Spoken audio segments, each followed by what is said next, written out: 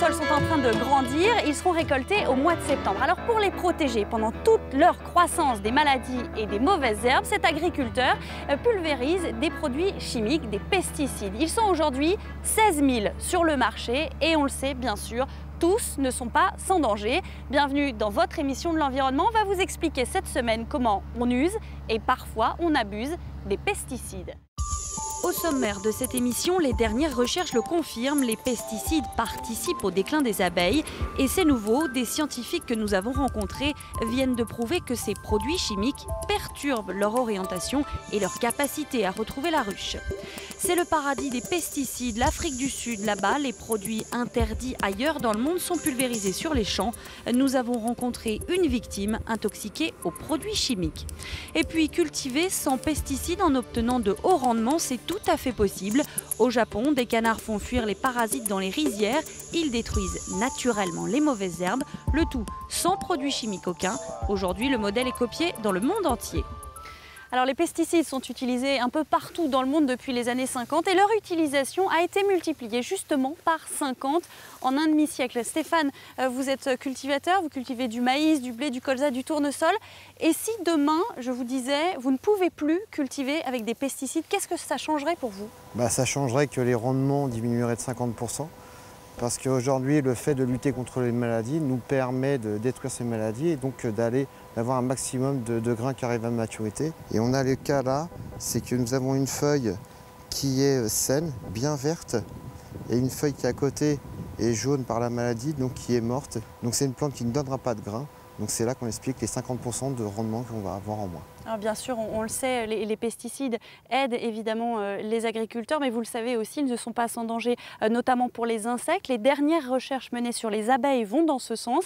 Visiblement, ces insectes-là sont désorientés par les produits chimiques. Elles ne retrouvent pas le chemin de la ruche. Explication, Lara Meloul et Claire Williams.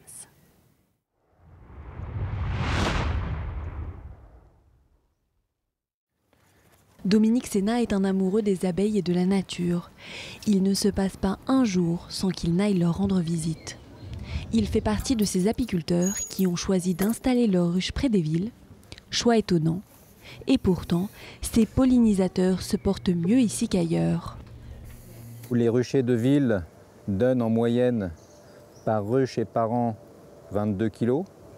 Et en campagne, eh bien, on sait que nos ruchers en campagne donnent, c'est une moyenne, c'est 14 kg par ruche et par an. Un chiffre paradoxal, mais qu'on explique ici à l'INRA. À la ville, il y a moins de pesticides. Or, pour la première fois, des chercheurs français ont prouvé que les insecticides sont en partie responsables du déclin des abeilles. Ces produits chimiques perturbent leur orientation et leur capacité à retrouver la ruche. Pour leurs recherches, les scientifiques ont utilisé une méthode innovante. Des micropuces ont été collées sur le thorax de plus de 650 abeilles. Celles exposées aux pesticides ont eu du mal à retrouver le chemin de la ruche. On a pu montrer que des abeilles exposées à une dose non mortelle de thiaméthoxam sont perturbées. Un certain nombre ne retrouvent pas leur ruche et cette perte peut atteindre plus de 30%. Et pourtant, aujourd'hui, le lobby des pesticides est très puissant et fait passer une idée simple. Il n'est pas possible d'imaginer une France sans pesticides. Les utilisations diminuent, mais nous aurons encore besoin, et pour longtemps, de protéger les cultures. Et le meilleur outil de protection, ce sont les pesticides. À la suite du Grenelle de l'environnement, le gouvernement français a décidé de réduire de moitié leur usage d'ici 2018. Un objectif ambitieux pour le 3e pays consommateur de pesticides au monde. En attendant, le déclin des colonies d'abeilles se poursuit. Alors, les associations de protection de l'environnement favorisent notamment l'installation de ruches en ville. À Paris, on en compte environ 300, un chiffre en constante augmentation. Grâce au jardin parisien, les ouvrières se sont parfaitement adaptées à la vie citadine, comme ici, sur les toits du Grand Palais. Face au problème de la mortalité des abeilles, il faut mettre toutes les chances de son côté pour les sauver. Donc bien sûr réduire globalement l'usage des pesticides, mais également développer ce type d'initiative comme ici, développer des ruches en ville qui permettent aussi de renforcer les colonies d'abeilles. La protection de cet insecte est cruciale, et pour cause, un tiers de l'alimentation mondiale dépend de la pollinisation.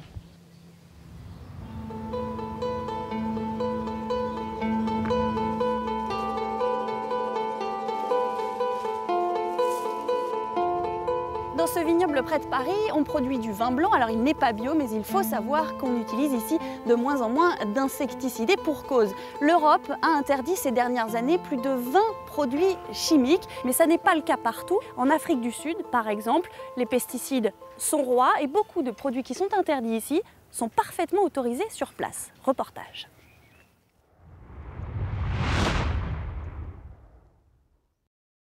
Johann Reinecke est vigneron, mais c'est un vigneron bio. La preuve, cette petite verdure qui pousse naturellement entre les rangs. Ce qui pourrait être pris pour de la mauvaise herbe a ici sa raison d'être. Là, par exemple, c'est une autre forme de plante qui amène du nitrogène. Ça a la capacité d'enrichir le sol avec du nitrogène. Quand vous faites de l'agriculture biologique, vous vous apercevez que plus le contenu minéral du sol est riche, plus les vignes sont résistantes à n'importe quelle forme de maladie. Ce viticulteur n'utilise aucun pesticide et son sol n'a rien à voir avec celui de son voisin en agriculture conventionnelle. Voyez comme c'est dur, ce sol. C'est pire que de la brique, non? C'est pas bon et il y a de la mousse, franchement. Le sol, il est mort. Alors ce qu'il faut faire ici, c'est de mettre des engrais pour permettre à ces plantes-là de pousser. Johann analyse régulièrement son terroir. Il travaille avec l'université de Stellenbosch. Dans ce laboratoire, on calcule les taux de fermentation selon les types d'exploitation. L'agriculture biologique est plus rentable qu'on ne l'imagine. Je pense que le compromis qu'on fait sur la rentabilité, c'est surtout au début, quand on commence. Et puis ensuite, quand on atteint un certain pic, alors il y a de bien meilleurs rendements, et ce, sans produits chimiques. Aller vers des méthodes plus naturelles, c'est aussi le souhait des habitants de cette région où les cultures s'industrialisent. Les empoisonnements sont réguliers, les produits utilisés dangereux. Depuis que Werner vit ici, il tombe souvent malade. On ne sait pas toujours quelles seront les conséquences et arrive un moment où il est trop tard. Nous ne pouvons donc pas continuer ainsi. Nous pouvons changer la situation afin que ce soit plus soutenable pour l'environnement, pour les résidents, mais aussi profitable pour les fermiers. Et encore une fois, ces exemples existent. La ferme des Reinecke fait figure d'alternative, mais Johann ne cache pas qu'il a lui aussi ses limites. Il me dit qu'il a le dos complètement cassé. C'est ça le problème, l'autre revers de la médaille. Si on fait tout à la main, eh bien il faut en payer le prix. Ces travailleurs mettront une bonne journée à désherber ce champ. C'est bien plus coûteux que de passer un produit, mais c'est une question de philosophie. Sur ce terrain, pas un seul gramme d'engrais n'est utilisé. On se sert des déjections des canards qui suffisent à faire pousser l'herbe naturellement. De cette constatation est parti tout un système créé par un cultivateur japonais. Il se sert des canards comme de bras droits pour cultiver du riz, le tout naturellement, sans un gramme de pesticides. Reportage sur place au Japon de Marie Linton.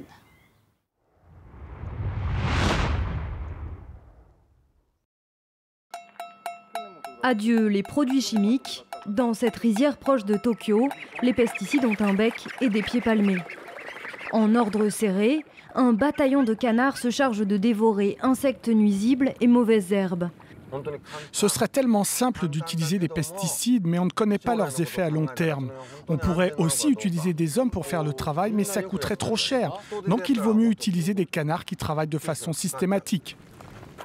En plus d'éradiquer les insectes, les canards aèrent le sol avec leurs pattes. Et ce n'est pas tout. Leurs excréments fertilisent le sol. Du coup, on utilise très peu d'engrais. En plus, on peut manger les canards à la fin de la saison. Ces 26 canards, Haruo Tayama les a trouvés à quelques kilomètres de là, dans l'une des plus importantes couveuses du Japon. C'est ici que les agriculteurs s'approvisionnent en aigamo, un croisement entre des canards sauvages et domestiques. Des canards idéaux pour les rizières bio. Ces canards grandissent à la même vitesse que le riz japonais. C'est leur caractéristique principale. De cette façon, ils n'abîment pas les plants de riz. Chaque année, Shina Hideji vend 50 000 canetons sauvages à des fermes bio. Au Japon, on estime que 8 000 agriculteurs utilisent cette méthode écolo. Un effet de mode peut-être, mais aussi une nécessité économique. La guerre des prix fait rage sur le riz. Plutôt que de chercher à casser les prix encore plus, certains agriculteurs préfèrent se démarquer d'une autre façon en adoptant cette méthode bio. Faire patauger des canards dans des rizières, la pratique est ancestrale au Japon. Mais c'est un agriculteur du sud de l'archipel qui l'a ravivé à la fin des années 90. Séduit par ces méthodes, Haruo Tayama achète ses premiers canards l'année dernière. Son principal souci reste le prix. Il vend son riz sur Internet, en moyenne 2 € le kilo plus cher que du riz conventionnel. C'est sûr qu'on produit moins de riz avec les canards qu'avec les méthodes traditionnelles, parce qu'on utilise moins de produits chimiques. Peu importe, les canards ont le vent en poupe dans les rizières nippones, comme dans plusieurs pays d'Asie. Et l'idée d'utiliser des canards dans des rizières a même été importée ici en France, qui laisse un peu d'espoir pour ce petit. C'est la fin de cette émission. Merci d'avoir été avec nous. Je vous retrouve très vite sur France 24. À bientôt.